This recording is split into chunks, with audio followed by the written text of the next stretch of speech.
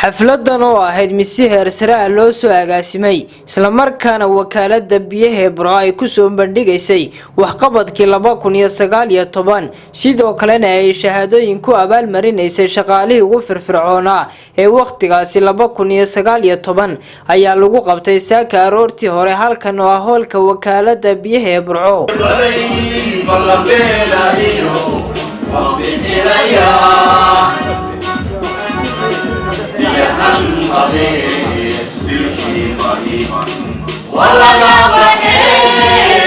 munaasibadan oo ahayd mid si heer sare ah loo soo agaasimay ayaa waxaa ka soo qayb galay wasiirka wasaaradda horumarinta kheyraadka biyaha Jamhuuriyadda Somaliland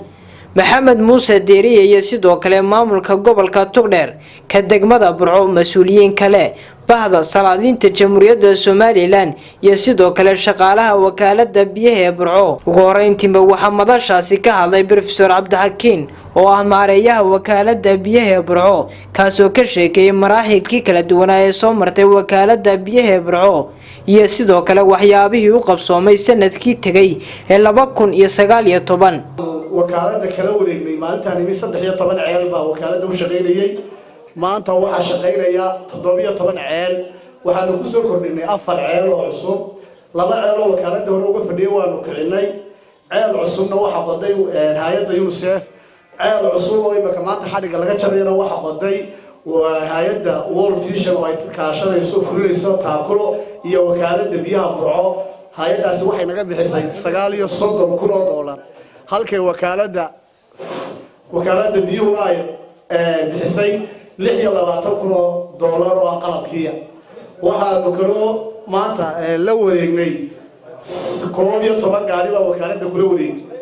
maanta wakaalada waxaa jooga 18 baabuur 7 baabuur oo cusub baanu ku soo kordhinay wakaalada biyaha Burco oo model hore way dhici jirin wakaalada waxay iibsatay gaadiid duuga laakiin 8 baabuur oo cusub oo brand new ayaanu ku soo kordhinay wakaalada waxaanu ku soo kordhinay xafiisyo 3 xafiis oo cusub oo maanta xariga laga jarayo waxaanu la wareegnay wakaalada 95,000 oo deyna maanta wax deyna oo lagu leeyahay wakaalada biyaha Burco ma jirto waa zero wasiir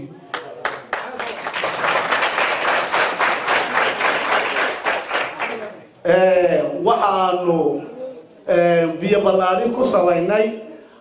74 goobood oo magaalada biyaha Burco ugu ballaarinay oo aad iyo aad looga shaqeeyay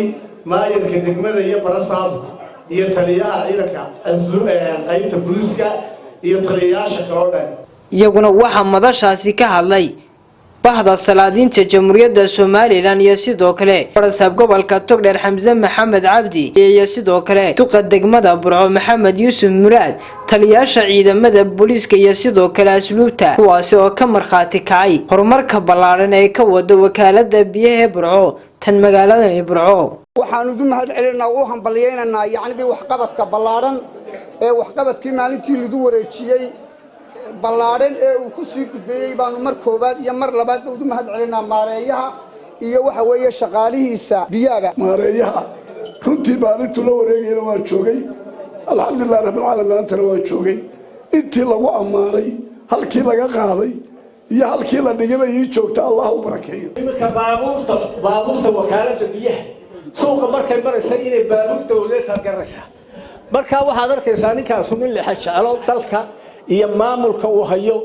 iyo umada uu ka mas'uulka yeyba nin la xajalo qaba waxaad maareeyaha maanta jooga wakaalada ee ka shaqeynaya ee da'yarta ah ee maxay ahaytoy Cabdi Fataax waxaanu ku hambalyeynaa oo ugu ducaynaynaa oo ku tixgelinaynaa waxqabadka sharafta leh ee wanaagsan dawladana waxaanu ka codsanaynaa markaanu amaanay u ducaynay inaanay naga qaadin ninka wanaagsan nooma quudhe. Cabdixakiin waxaan leeyahay alxamdulillah rabbil caalamiin ilaahay ha kugu garab galo waxqabadka wanaagsaneed u muujisay ummadaada iyo xilka aad qaranka u muujisay waxaan leeyahay ilaahay ha kugu garab galo. laamaha dawliga ah ee gobolkan Togdheer oo wax qabtay oo wax wanaagsan qabtay oo soo bandhigay oo la marxaati ka ahaa annagana wax bay noo tahay ka maamul ahaan dadweynaha maamulka ku hoos noolna waxbay u tahay faanna way u tahay madaxda waxa kala had iyo jeer kala sarraysiiya oo kala muujiya istaafka la shaqeynaya iyo madaxda ka hooseysa ee la shaqeynaysa maareeyaha cabdixakiin oo muddo sanad iyo waxoogay halka joogay wixii uu qabsoomay iyo waxa ay higsanayaan inay u qabtaan bulshada halkan maanta waxa ka cad dardaarankii inuu ka dhameeyay ballanqaadkiina inuu fuliyo ugu dambeyntiina waxaa munaasabadaasi soo afmeeray wasiirka wasaaradda kheyraadka jamhuuriyadda Somaliland Maxamed Muuse Diiriye maareeyaha iyo ku-xigeenkiisa dhammaanba shaqaalooyinahooda aad iyo aad baan idin hambalyeynaya waayo waxqabadku isma qariyo aqalka inuu ku jiro iyo intan aynu imika xariga ka jirayna xafiiskaba aan dhaafsanayn baa ka markhaatiya cid walba xilkaa saaran inay sideeda u gudato waajibkaa gudato wixii tabarteeda ugu dambeyntiina wafdi ballaaran uu horkacayo wasiirka wasaaradda kheyraadka biyaha jamhuuriyadda Somaliland Maxamed Muuse Diiriye iyo barasaabka gobolka Togdheer ayaa kormeer indhaindhayna ku tagay mashaariic hor leh oo ay ka hirgelisay wakaaladda biyaha ee Burco wasiirka wasaaradda kheyraadka jamhuuriyadda Somaliland ayaa dhinaciisa isaguna dhagax dhigay riigag cusub oo laga hirgelin doono magaalada Burco محمد يوسف عبد الله محمد وردي